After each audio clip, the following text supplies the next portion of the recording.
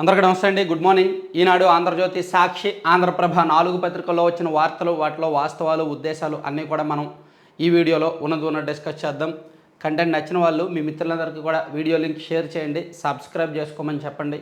కొత్త వాళ్ళకి కూడా వీడియోల గురించి చెప్పండి కంటెంట్ నచ్చితే. సో ఈరోజు మొత్తం అన్నిట్లో కూడా బ్యానర్ వార్త ఈ విద్యుత్ రంగం మీద నిన్న చంద్రబాబు నాయుడు గారు రిలీజ్ చేసిన శ్వేతపత్రం. విద్యుత్ రంగం మీద నిన్న రిలీజ్ చేశారు కదా. గత 5 ఏళ్లలో ఏం జరిగింది, 2014 నుంచి 19 వరకు నేను మిగులు విద్యుత్ సాధించాను, కానీ 2019 నుంచి 24 వరకు కూడా ఈ ప్రభుత్వం, వైసీపీ ప్రభుత్వం అన్నీ కూడా తప్పుల మీద తప్పులు చేశారు, అవినీతి చేశారు, విద్యుత్ రంగాన్ని అస్తవ్యస్తం చేశారు. జగన్ పాపాలు తేల్చాలంటే మరో కాగ్ కావాలేమో. పంచాయతీల నుంచి తీసుకున్న నిధుల్ని డెస్కంలకు ఇవ్వలేదు, విషవలయంలో ఉన్నాం, బయటపడేందుకు సమయం పడుతుంది. విద్యుత్ రంగంపై శ్వేతపత్రం విడుదల వేళ చంద్రబాబు వ్యాఖ్యలు. సో మొత్తం మీద 1,29,503 కోట్లు లాస్ అంట విద్యుత్ రంగానికి. గత 5 ఏళ్లలో 1,29,503 కోట్లు నష్టం జరిగింది అని చంద్రబాబు నాయుడు గారు చెప్పారు. సో ఇదే అన్ని పత్రికల్లో ఇదే బ్యానర్ వార్త. ఇదిగోండి, టారిఫ్కు కట్టడి, కోతలు లేని కరెంట్ ఇస్తాం, ఇంధన రంగాన్ని గాడిలో పెడతాం, గ్రీన్ హైడ్రోజన్ హబ్గా ఆంధ్రప్రదేశ్. శ్వేతపత్రం విడుదల సందర్భంగా సీఎం. జగన్ తీరుతో వినియోగదారులకు నరకం, పేదవాళ్లపై భారం వేసి పెత్తందారులకు మేలు, పీపీఏలను రద్దు చేయబోం, గృహాలకు స్మార్ట్ మీటర్లపై సమీక్షిస్తాం, వ్యవసాయ పంప్ సెట్లకు స్మార్ట్ మీటర్లపై త్వరలో నిర్ణయం, సోలార్ ప్యానెళ్ల యోచన, సామాన్యులు, మేధావులు, మీడియా సలహాలు తీసుకుంటాం. చంద్రబాబు. జగన్ చేసిన పనులతో రాష్ట్రం విషవలయంలో కూరుకుపోయింది. బొగ్గు కొనకపోతే కరెంటు ఉండదు, బొగ్గు కొనడానికి డబ్బులు కావాలి. విద్యుత్ సంస్థలను పీకల్లోతో అప్పుల్లో దించిపోయారు. ఖజానాలో డబ్బులు లేవు, అప్పులు రావు, అయినా నాణ్యమైన కరెంటు ఇవ్వాలి, కోతలు రానియకూడదు, తాత్కాలిక దీర్ఘకాలిక ప్రణాళికలు పెట్టుకొని ముందుకు వెళ్తున్నాం అని చంద్రబాబు నాయుడు గారు నిన్న విద్యుత్ రంగంపై శ్వేతపత్రం విడుదల సందర్భంగా చెప్పారు. ఇదే వార్తని సాక్షిలో వీళ్ళకి వైట్ పేపర్ లైట్ తీసుకో, కరెంటు పైన కోతలే, పొంతన లేని లెక్కలు, అర్థం లేని ఆరోపణలు, తెలంగాణ నుంచి బకాయిలు వసూలు చేయనిది ఈ బాబే, ట్రాన్స్మిషన్ ఛార్జీ లేని సెకీ విద్యుత్కు ట్రాన్స్మిషన్ ఛార్జీల కోసమే అధిక ధర అంటూ వక్రభాష్యం, థర్మల్ బ్యాక్ డౌన్ చేసి విద్యుత్ సంస్థలపై అదనపు భారం వేసి ఆ నెపం గత ప్రభుత్వంపై నెట్టే ప్రయత్నం. మిగులు విద్యుత్తు ఉండగా అధిక ధరలకు పీపీఏలు కుదిర్చి డిస్కంలను అప్పులు కుప్పలు చేసిన టీడీపీ, ప్రాజెక్టుల అంచనా వ్యయాలు పెంచి జాప్యం చేసిందే చంద్రబాబు. ఒక రకంగా చంద్రబాబు గారు వైసీపీని వదిలేశాను పొండి అని. వైసీపీ ప్రభుత్వంలో చేసిన అతిపెద్ద నిర్వాకాలను చంద్రబాబు గారు నిన్న చెప్పలేదు, బయట పెట్టలేదు. అందుకు సాక్షి పత్రిక, వైసీపీ వాళ్ళు ఒక రకంగా సంతోషించాలి.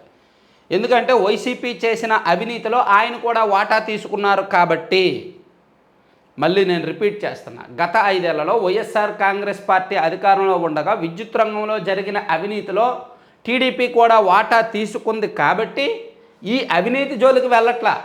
మీరు నష్టం మిగిల్చారు, మీరు ప్రజల మీద ఛార్జీలు మోపారు, మీరు సరిగ్గా నిర్వహించలేదని మాత్రమే చెప్పారు తప్ప మీరు చేసిన అవినీతి ఇది అని మాత్రం చంద్రబాబు గారు నిన్న చెప్పలా. షిరిడి సాయికి ఇంత విలువైన కాంట్రాక్ట్లు ఇచ్చారు, వాళ్ళకి వాస్తవానికి ట్రాన్స్ఫార్మర్ మనం ఇంతకే అమ్మాలి, ఇంతకే కొనాలి వాళ్ళ దగ్గర, కానీ మనం ఇంత కొన్నాం, ఈ మిగులు, ఈ అధిక ధర ఎందుకు చెల్లించారు, అసలు షిరిడి సాయిని మీరు ఎందుకు పెంచి పోషించారు, షిరిడి సాయి వ్యవహారం మీద సిబిఐ ఎంక్వైరీ వేస్తాం లేదా సిఐడి ఎంక్వైరీ వేస్తామని చంద్రబాబు గారు చెప్పలేదు. అలా చెప్పలేదు కాబట్టి సాక్షి వాళ్ళు ఒక రకంగా సంతోషించాలి. అంటే జగన్మోహన్ రెడ్డి గారి అత్యంత కీలకమైన వ్యక్తిని చంద్రబాబు గారు వదిలేశారు. ఎందుకంటే ఆయన దగ్గర డబ్బులు తీసుకున్నారు కాబట్టి. షిరిడి సాయి దగ్గర డబ్బులు తీసుకున్నారు. ఎలక్టోరల్ బాండ్స్లో మనం చూసాం కదా, ఎలక్టోరల్ బాండ్స్లో 40 కోట్లు జనవరి 11, 2024 తేదీన షిరిడి సాయి ఎలక్ట్రికల్స్ నుంచి తెలుగుదేశం పార్టీకి 40 కోట్ల ఫండ్ వెళ్ళింది అధికారికంగా. మరో కంపెనీ నుంచి ఒక 20 కోట్ల ఫండ్ వెళ్ళింది.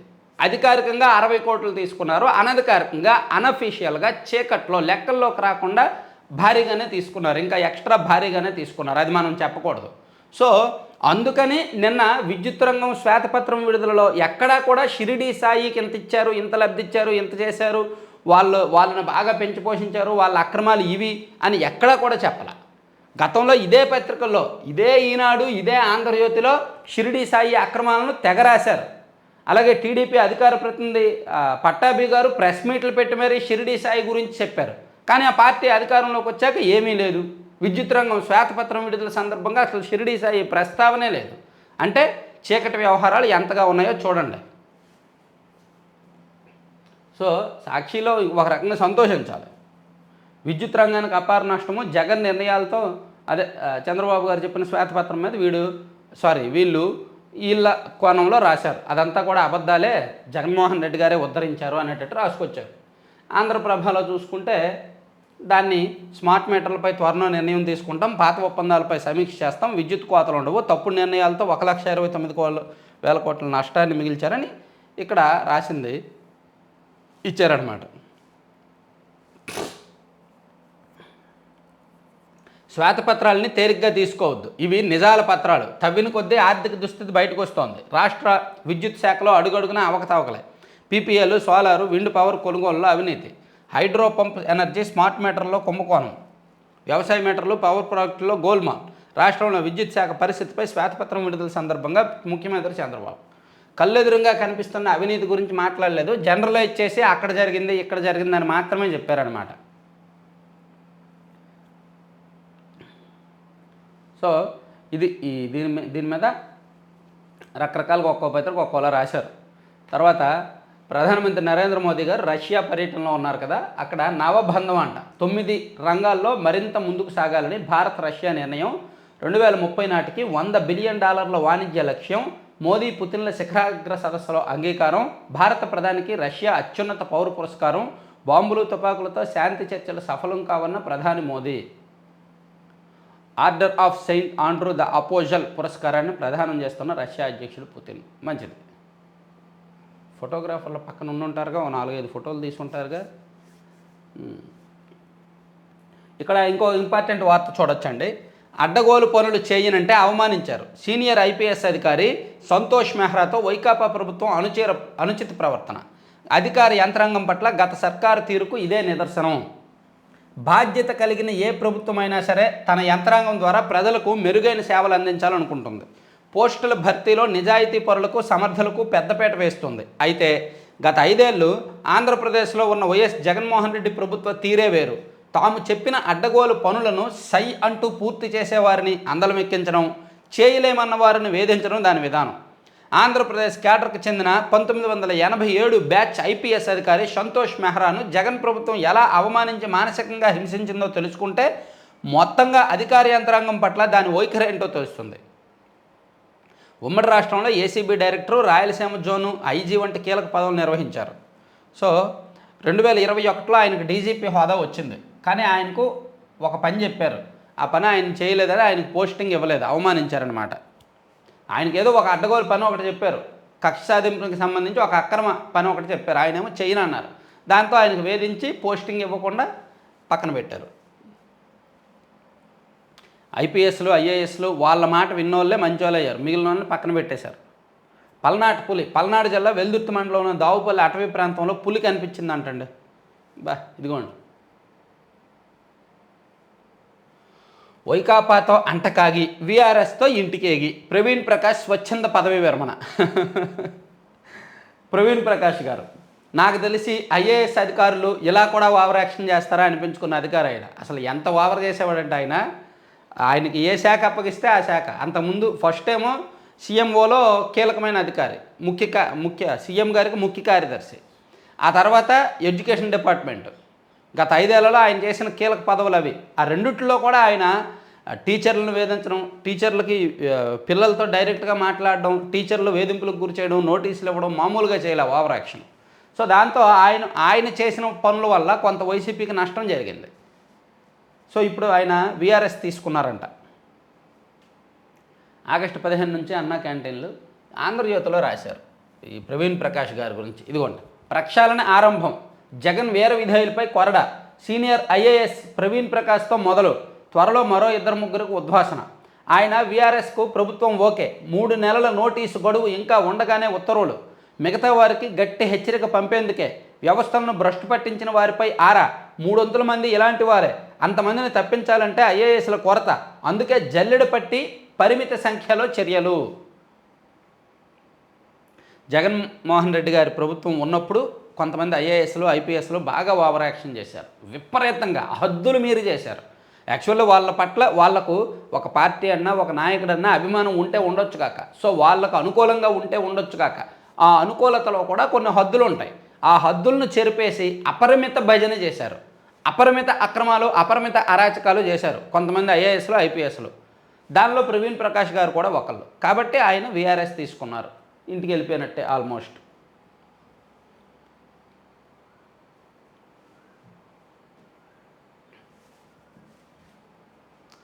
కళ్ళు చెదిరే జగన్నాథుడి ఖజానా.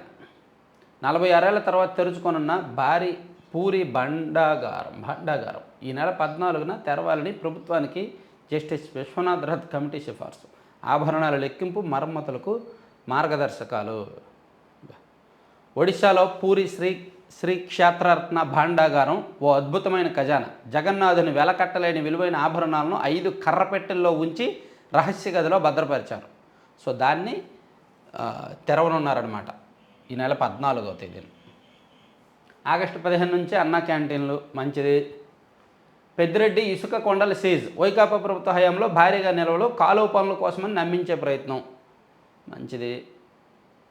ప్రభుత్వ కార్యాలయాలుగా అక్రమ కట్టడాలు. కనిగిరిలో మున్సిపల్ యంత్రాంగం చర్యలు. చిన్నారుల ఫోటోలు షేర్ చేసే తల్లిదండ్రులు జాగ్రత్త పడాలి, రాష్ట్ర మహిళా కమిషన్. నేను గడపే దాటలేదు, దాడి చేయడం ఏంటి? పోలింగ్ మరుసటి రోజు మాచర్లో గృహ నిర్బంధంలో ఉన్నా, రెండో రోజు విచారణలోనూ సహకరించిన పిన్నెల్లి. పోలీసులు అడిగిన 65 ప్రశ్నలకు పొంతనలేని సమాధానాలు. సో అదండి, పిన్నెల్లి రామకృష్ణారెడ్డి ఏమో గడప దాటలేదంట, నేను దాడి చేయడం ఏంటి, నేను ఈవీఎం పగలగొట్టడం ఏంటి, నేను అసలు గడప దాటి బయటకు వెళ్ళలేదని పిన్నెల్లి గారు చెప్తున్నారు. కానీ ఆయన్ను పరామర్శించి బయటకు వచ్చిన ఆ పార్టీ అధ్యక్షుల వారు, మాజీ ముఖ్యమంత్రి గారు మాత్రం ఆయనకి ఏదో కోపం వచ్చింది, అక్కడ తప్పులు జరుగుతున్నాయి, అందుకని ఆయన వెళ్ళి పగలగొట్టాడు, అది తప్ప అది నేరమా అని చెప్పారు. ఆయనేమో ఓపెన్గా ఆ స్టేట్మెంట్ ఇచ్చారు, ఈయనేమో పోలీసుల దగ్గర ఈ స్టేట్మెంట్ ఇచ్చారు. ఏది నిజం? ఆ కార్యకర్తలకు ఆ పార్టీ వాళ్ళకే తెలియాలి. సో ఆయన అయితే విచారణకు సహకరించట్ల, దేనికి సమాధానాలు సరిగ్గా చెప్పట్ల. ఎందుకంటే చెప్తే నేరం ఒప్పుకుంటే ఇబ్బందే కదా, అందుకని. 3 ఏళ్ల ముప్పు తిప్పలకు 3 గంటల్లో పరిష్కారం. వైఎస్ఆర్ జిల్లా రైతు సమస్యను తీర్చిన మంత్రి గొట్టిపాటి రవి. సో రైతు కుటుంబ సభ్యులు పడుతున్న పాటలు. ఒక పొలంలో మధ్యలో విద్యుత్ స్తంభం ఉంది, అది గొట్టిపాటి రవి గారి దృష్టికి వెళ్ళింది. వెంటనే ఆయన ఆ జిల్లా అధికారులతో మాట్లాడి ఆ విద్యుత్ స్తంభం పక్కకు పెట్టించారనమాట. పొలం మధ్యలో ఉన్నది గొట్టు మీద పెట్టించారు. సమస్యలకు స్పందించే ప్రభుత్వం ఉంటే సత్వర పరిష్కారం దొరుకుతుందనడానికి ఇదో ఉదాహరణ. వైకాపా అధినేత జగన్ గతంలో ముఖ్యమంత్రిగా పనిచేసిన ఆయన సొంత జిల్లాలో 3 ఏళ్లుగా ముప్పు తిప్పలు పడుతున్న రైతు గంగయ్య సమస్యకు పరిష్కారం చూపలేదు. ఇప్పుడు కూటమి ప్రభుత్వం స్పందించడంతో 3 గంటల వ్యవధిలోనే ఆ అన్నదాత సమస్య తీరిందనమాట. కాజీపేట మండలం నాగసానిపల్లికి చెందిన గంగయ్య పొలంలో విద్యుత్ తీగలు నేలను తాకుతుండేవి. దాంతో పొలం పనులు చేసేటప్పుడు ప్రమాదకరమని తెలిసినా తప్పక కుటుంబ సభ్యుల ద్వారా ఈ తీగలను కర్రలతో పైకెత్తి తర్వాత వదిలేసేవాళ్ళు. తీగలు కిందకు ఉండేవంట, దాంతో నాగలతో దున్నుతున్నప్పుడు ప్రమాదం అని తెలిసినా ఆ ప్లేస్ వదిలేసి మిగిలిన చేసుకునేవాళ్ళు. ఈ సమస్యను 3 ఏళ్లుగా ప్రజాప్రతినిధులు, ఎస్పీడీసీఎల్ అధికారుల దృష్టికి రైతు తీసుకెళ్లినా పరిష్కారం కాలేదు. ఇటీవల వర్షాలు పడడంతో దుక్కి చేయడానికి మంగళవారం ఉదయం రైతు పొలానికి వెళ్లారు. ఎప్పటిలాగానే తీగలను పైకెత్తి దుక్కి చేస్తున్నారు. ఈ క్రమంలో దారిని వెళ్తున్న కొందరు తమ ఫోన్లో ఫోటోలు తీసి సామాజిక మాధ్యమాల్లో పోస్ట్ చేశారు. ఇది విద్యుత్ శాఖ మంత్రి గొట్టిపాటి రవికుమార్ దృష్టికి వెళ్ళింది. స్పందించిన ఆయన ఆ జిల్లా ఎస్పీడీసీఎల్ ఎస్సీ రమణతో ఫోన్లో మాట్లాడి సమస్యను వెంటనే పరిష్కరించాలని ఆదేశించారు. దాంతో ఆయన తమ సిబ్బంది ద్వారా విద్యుత్ స్తంభాన్ని పొలానికి పంపించి 3 గంటల వ్యవధిలోనే తీగలను సరిచేయించారు. అది స్పందించే మంత్రులు ఉంటే, ప్రజాప్రతినిధులు ఉంటే ఇటువంటివన్నీ కూడా చిటుకులు అయిపోతాయి. ఏదైనా సరే స్పందించే గుణం ఉండాలి. 2 ఏళ్లలో భోగాపురం విమానాశ్రయం పూర్తి, మంచిది. కదులుతున్న రైల్లో మహిళపై అసభ్య ప్రవర్తన, పెనుగులాటలో జారిపడిన బాధితురాలు నిందితుడు. రైల్లో మహిళపై ఓ యువకుడు అసభ్య ప్రవర్తనతో పెనుగులాట జరిగి బాధితురాలతో పాటు యువకుడు కూడా కింద పడి గాయాల పాలయ్యారంట. 100 రోజులు 100 కోట్లు పట్టణ పర్యాటకాభివృద్ధికి ప్రత్యేక కార్యాచరణ ప్రణాళిక, సందర్శకులకు వినోదం అందించడమే లక్ష్యంగా అడుగులు. గత వైకాపా ప్రభుత్వం భ్రష్టు పట్టించిన పర్యాటక రంగాన్ని తిరిగి గాడిలో పెట్టే ప్రయత్నం మొదలైంది. పర్యాటక రంగాన్ని గత ప్రభుత్వంలో ఉద్ధరించింది ఎవరు? రోజా గారు. సో ఆమె పర్యటించారుగా బాగానే.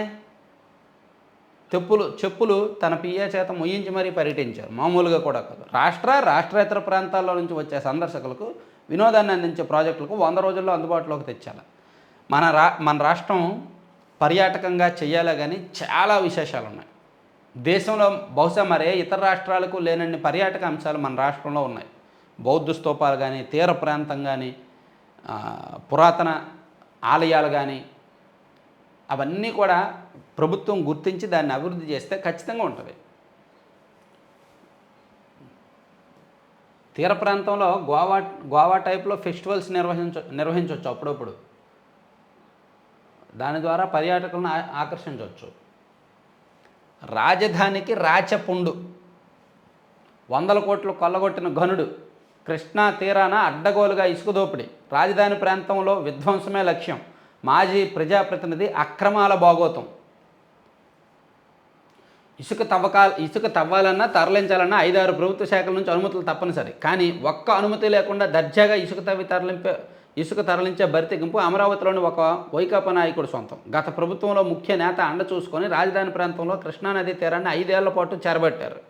యువతను మత్తు పదార్థాలకు బానిసలుగా చేసి ప్రైవేట్ సైన్యంగా మార్చుకొని కృష్ణా, గుంటూరు జిల్లాల్లో చెలరైపోయారు. ఇసుకను అక్రమంగా తరలించి 100 కోట్లకు పడగలెత్తారు. ఇంతకీ ఎవరైనా చాలామంది ఉన్నారు. సజ్జల గారు బ్యాక్ ఎండ్ ఉంటారు, ఫ్రంట్ ఎండ్ ఆ పరిధిలో ఉన్న మేబీ పెదకూరపాడు ఎమ్మెల్యే గారు ఇంకెవరో ఉండుంటారు, లేదా మైలవరం అయినా ఇటు వచ్చేసారు. జోగి రమేష్ గారు, పెదకూరపాడు ఎమ్మెల్యే గారి గురించి ఏదైనా సరే సజ్జల గారు బ్యాక్ ఎండ్ ఉంటారు. ఆయనకు మాత్రం, ఎందుకంటే సకల శాఖ నిర్వహించారు కాబట్టి.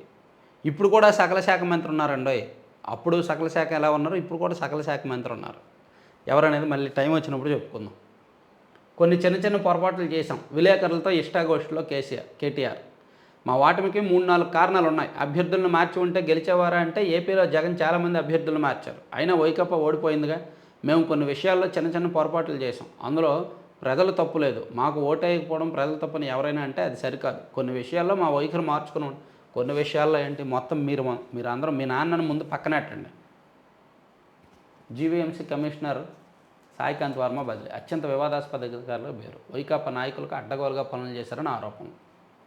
గన్నవరంలో అరాచకంపై మళ్లీ దర్యాప్తు. తెదేపా కార్యాలయంపై దాడి ఘటనలో అరెస్టులు. ఇది ప్రవీణ్ ప్రకాష్ గారిది. అసెంబ్లీ సెక్రటరీ జనరల్ రామాచార్యులు రాజీనామా. ఈయనొకడు వైకాపా హయాంలో సృష్టించిన పదవిలో ఇన్నాళ్ళు కొనసాగి ఇప్పుడు విరమణ. అన్నీ వివాదాస్పద నిర్ణయాలే. అసెంబ్లీలో సెక్రటరీ జనరల్ గారు, ఈయన కూడా ఒక రకంగా వైసీపీకి సేవకుడిగా మారిపోయారు కాబట్టి ఆయన కూడా రాజీనామా చేశారు.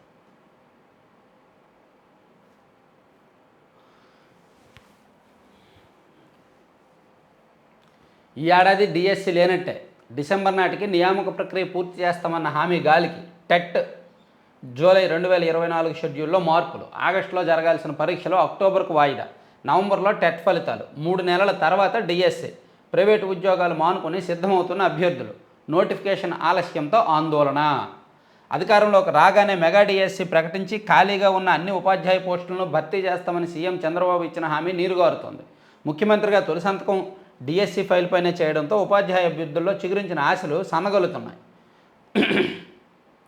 టెట్ నిర్వహించిన తర్వాత డిఎస్సి పెట్టాలి కదా, టైం పడుతుంది. అదంతా కూడా ఒక ప్రక్రియ, ఒక ప్రొసీజర్. ఆ ప్రొసీజర్ మధ్యలో మీరు అడ్డం రాకూడదు, రెచ్చగొట్టకూడదు.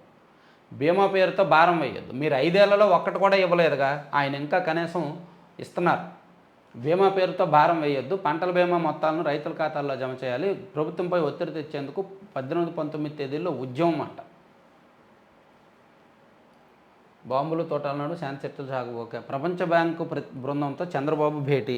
సీఎం చంద్రబాబు మంగళవారం సచివాలయంలో ప్రపంచ బ్యాంకు ప్రతినిధులతో సమావేశమయ్యారు. సమీలా గుల్యాని, జూప్ స్టౌట్, జస్టిజిక్, డాక్టర్ రాజగోపాల్ సింగ్లతో సమావేశమైనట్టు చంద్రబాబు ఎక్స్లో తెలిపారు. మంచిది. మాకెంతో ఇష్టమైన పేపరు. 2వ పేజీలో ఏమొచ్చాయి, రాలేదు. పోనీ నెక్స్ట్ పేజీలో ఏమొచ్చాయి. టీటీడీ మాకే కావాలి. చైర్మన్ పదవి కోసం పట్టుబడుతున్న టీడీపీ, జనసేన. సో టీటీడీ అధికారంలోకి వచ్చి దాదాపుగా 1 నెల రోజులు అవుతుంది కదా. ఇంకొక 2 రోజులు అయితే 1 నెల రోజులు అవుతుంది. ఇప్పుడు వరకు టీటీడీ చైర్మన్ ఎవరు అనేది ఇంకా కన్ఫర్మ్ చేయాల. టీటీడీ చైర్మన్ విషయంలో జనసేన పార్టీ అడుగుతోంది. టీడీపీ ఏమో జనసేనకి ఇవ్వడానికి ఇష్టపడట్లా. సో అక్కడ కొంత పేచీ అయితే నడుస్తోంది. మేబీ కొన్ని పేర్లు కూడా పరిశీలనలో ఉన్నాయి. అది ఎవరనేది నేను ఒకసారి మళ్ళీ వీడియో చేస్తా. నెక్స్ట్ ఒక డీటెయిల్డ్ వీడియో చేస్తా ఎవరెవరి పేర్లు పరిశీలనలో ఉన్నాయి అనేది.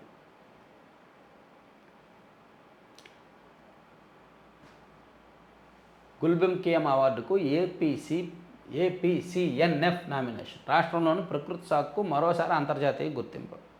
జగన్మోహన్ రెడ్డి గారే తెచ్చారని రాసేయండి.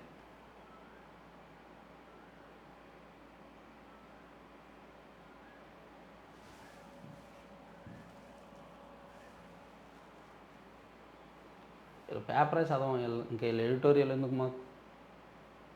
కమ్మపల్లిలో ఆగన అరాచకం. టమాటా దిగుబడిని తరలించకుండా అడ్డుకున్న తమ్ముళ్ళు. చిత్తూరు జిల్లా పొంగనూరు నియోజకవర్గంలో టీడీపీ దౌర్జన్యాలు. వైఎస్ఆర్సీపీ వర్గీయులపై వివిధ రకాలుగా కొనసాగుతున్న వేధింపులంట. తీరిక లేదా అనితమ్మ. మైనర్ బాలిక హత్య కేసుపై ప్రభుత్వం అలసత్వం. సొంత జిల్లాలో బాధిత కుటుంబాన్ని పరామర్శించిన హోంమంత్రి. గ్రామస్తుల ఆగ్రహం. వార్వకల్లు విమానాశ్రయంపై ఉడాన్ కత్తి. ఆగస్టు 15లోగా వైబిలిటీ గ్యాప్ ఫండ్ చెల్లించకపోతే విమానాలు రద్దు. ఇప్పటికే బెంగళూరు సర్వీసులు నిలిపివేత. రాష్ట్ర ప్రభుత్వం మేల్కొనకపోతే మొదటికే మోసం. హోంమంత్రి అనుచరుల అరాచకం. అన్నవరంలోని ఓ రెస్టారెంట్లో ఫర్నిచర్ ధ్వంసం, సిబ్బందిపై దాడి. ఎమ్మెల్యే బాలకృష్ణకు నిర్వాహకులు ఫిర్యాదు. ఇది సాక్షిలో ఇప్పుడు రాశారు. నేను 3 రోజుల ముందు చెప్పా, ఇది జరిగిన రోజే చెప్పా. అవునా? మీ అందరికీ గుర్తుండే ఉంటుంది. 1లో హైవే పక్కన ఉన్న అన్నవరం దగ్గరలోని ఒక రెస్టారెంట్లో గొడవ జరిగింది అని నేను చెప్పాను 3 రోజుల కిందట. న్యూస్ పేపర్ అనాలిసిస్లోనే చెప్పా. ఆ తర్వాత మంత్రి గారు స్పందించి వాళ్ళకి సారీ చెప్పారు, సరి చేసుకున్నారని ఆ తర్వాత కూడా ఒక వీడియో చేశాను. కానీ 3 రోజుల తర్వాత, దొంగలు పడిన వారం రోజుల తర్వాత కుక్కలు మురుగుతాయంటారే ఆ టైప్లో ఇష్యూ జరిగిన 4 రోజుల తర్వాత దీనిలో రాశారు సాక్షిలో. సాక్షి కంటే నేనే బెటర్. ఇమీడియట్గా వీడియో చేశా. ముందు రోజు జరిగింది, ఆ నెక్స్ట్ డే న్యూస్ పేపర్ అనాలిసిస్లో నేను చెప్పానా లేదా? మీరే కామెంట్ చేయండి. వినే ఉంటారు చాలామంది మీరు. వీళ్ళు ఇప్పుడు రాశారు. ఆ ఇష్యూ ఆల్మోస్ట్ సాల్వ్ అయిపోయింది. ఒకసారి నేను కూడా ఫాలోఅప్ చేస్తా, సాల్వ్ అయిందా లేదా, ఏం జరుగుతుందని ఫాలోఅప్ చేస్తా. కొంచెం పెద్ద ఇష్యూనే, మామూలుది అయితే కాదు, పెద్ద విషయమే అది. సరే, అది పక్కన పెడితే సాక్షిని ఆంధ్రజ్యోతికి వెళ్తే మన్యం గనులపై పంజా. టన్నుకు ఎంత ఇస్తారో తేల్చండి, లేదంటే ఖబర్దార్. నేను సిగ్నల్ ఇస్తేనే మీకు వ్యాపారం. బెజవాడలో మీటింగ్ పెట్టి మరీ కాకినాడ నేత సతీష్ వార్నింగ్. గత ప్రభుత్వంలో గుత్తాధిపత్యానికి ఆరాటం. లీజుదారులను పిలిచి సమావేశం. మన్యం గనులపై సర్వాధికార ప్రకటన. వ్యతిరేకించిన వారికి గట్టి హెచ్చరికలు. పవర్ బ్రోకర్గా అత్యంత వివాదాస్పదుడు. మనీ లాండరింగ్ సహా సిబిఐ, ఈడీ కేసులు. ఆయన గుప్పిట 65,000 టన్నుల లాటరైట్. గనుల దందాను పర్యవేక్షిస్తున్న కాకినాడకు చెందిన ఓ అధికారి. సానా సతీష్ గారి గురించా రాశారు వీళ్ళు. సతీష్ అనే మనీ లాండరింగ్, సిబిఐ కేసు అంటే ఆయన మీదే ఉన్నాయి. మన్యంలో అలజడి మొదలైంది. గత జగన్ సర్కారులో ఆయన బంధువులు, సోదరులు, ఓ ముఖ్యాధికారి కుమారుడు, మేనల్లుడు గనులపై గద్దెలవ్వాలి కోట్లు వెనకేసుకున్నారు. అసలైన లీజుదారులు, హక్కుదారులను అడవుపాలు చేశారు. ఇప్పుడు ప్రభుత్వం మారింది. గతంలో గనులపై వాలిన వారు తప్పుకున్నారు. ఇప్పుడు అదే చేసేందుకు కొందరు తహతహలాడిపోతున్నారు. రూపాయి పెట్టుబడి లేకుండా కోట్ల రూపాయలు తెరచాటు దందాలు చేసేందుకు పావులు కదుపుతున్నారు. కాకినాడకు చెందిన సతీష్ అనే వ్యక్తి అంతా తానే చక్రం తిప్పడానికి ప్రయత్నిస్తున్నారు. ఈ సతీష్ అనే వ్యక్తి ఎవరు అనేది నేను ఒకసారి డీటెయిల్డ్గా చెప్తా. ఏం జరుగుతుంది అనేది చూడాలి. ఆంధ్రజ్యోతిలో జస్ట్ ఉప్పందిస్తారంతే. 48 గంటల్లో 25,000 టన్నులు. రాష్ట్రంలో జోరుగా ఉచిత ఇసుక పంపిణీ. డిపోల వద్ద బారులు తీరిన జనం, బిల్డర్లు. పథకంపై అక్కడక్కడ ఫిర్యాదులు. ఫీజులు సీనరేజీ వసూలుపై అభ్యంతరాలు. ఇవి మాత్రం ఫ్రీ కాదంటున్న అధికారులు. వినియోగదారులే భరించాలని వెల్లడి. ప్రజలకు అవగాహన కల్పించాలని సూచన. లేదంటే వ్యతిరేక ప్రచారం ఆల్రెడీ వ్యతిరేక ప్రచారం జరుగుతోంది. వ్యతిరేక ప్రచారం బీభత్సంగా జరుగుతోంది. ఉచిత ఇసుక అన్నారు, కానీ గత ప్రభుత్వం కంటే ఇప్పుడే ఎక్కువని వ్యతిరేక ప్రచారం ఎక్కువ జరుగుతుంది. నిజాల కంటే అబద్ధాలే ఎక్కువ వెళ్తున్నాయి. నిజాలు 3 గడపలకు వెళ్ళేలాగా అబద్ధాలు 100 గడపలకు వెళ్ళిపోతున్నాయి ఆల్రెడీ. అదే జరుగుతుంది. ఓఆర్ఆర్కు మహర్దశ. కేంద్ర బడ్జెట్లో నిధులు 5 నుంచి 10,000 కోట్లు ఉండొచ్చని అంచనా. 25,000 కోట్ల సవరణ అంచనాలతో ఔటర్ రింగ్ రోడ్డుకు ఇప్పటికే అంగీకారం. జగన్ నిర్లక్ష్యంతో 8,000 కోట్ల వ్యయం పెంపు. సో ఓఆర్ఆర్కి కేంద్రం పచ్చజెండా ఊపిందన్నమాట. ఇవి పత్రికల్లో అంశాలు. 7:45 అయింది ఇప్పటికే. కాబట్టి ఈరోజు క్లోజ్ చేద్దాం. ఇంకా కీలకమైన అంశాలతో మళ్ళీ కలుద్దాం. Thank you.